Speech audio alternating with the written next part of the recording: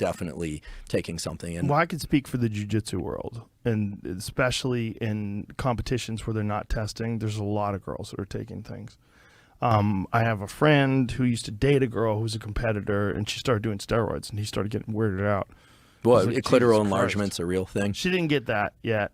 Mm-hmm. This was quite a few years ago, but he was just weirded out that she was like taking testosterone, and just to try to, you know, be better at strangling people.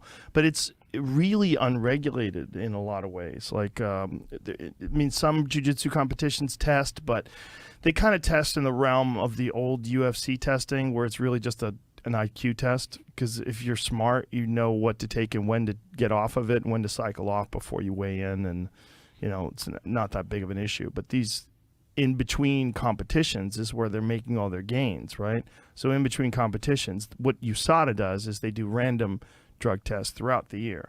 And even Derek says even that, like, is you can get away with it. He explained what they're testing for and why you can get away with it in multiple videos, and I don't want to fuck it up because the science of it, I'm sure I'll butcher.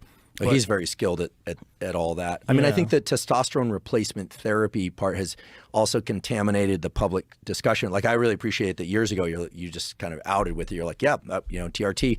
But yeah, I've been telling people from the moment I started taking it. I'm not ashamed of it. I don't know why. Well, not only that, like I'm interested in all kinds of things that make my body function better, and I'm also interested in telling people.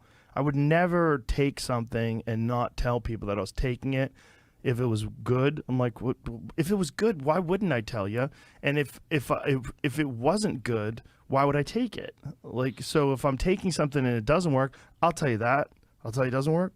But if I'm taking something that works, like, I don't understand this fear of expressing, you know, what supplements you're on or what things you're taking. It's very bizarre to me. Yeah, I don't know what part of human psychology that reflects either. I mean, I think that, I mean, look, it's clear that testosterone, whether or not it's replacing or maxing out or whatever, not maxing out like super physiological doses, but to raise testosterone through injection or whatever of cypionate in reasonable dosage with the doctor, you feel better.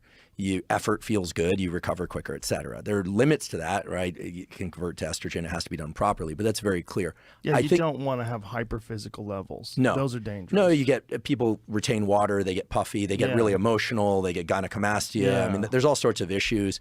And then there is this issue that if there's a pre-existing prostate cancer, it can make it worse, but I don't think there's any evidence that it can cause prostate cancer. Actually, probably the opposite. If estrogen is too high and testosterone is too low, that's actually worse for prostate health. I mean, young guys don't tend to get prostate cancer. They can, but it's pretty rare.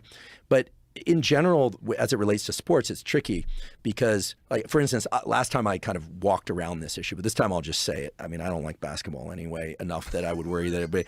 I know someone who's a professional basketball player, and I asked him about steroids, and he said, well, if you get injured, you can take up to 200 mgs a week, which is considered a TRT dose.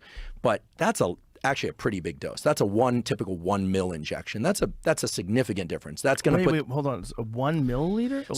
So the typical dosage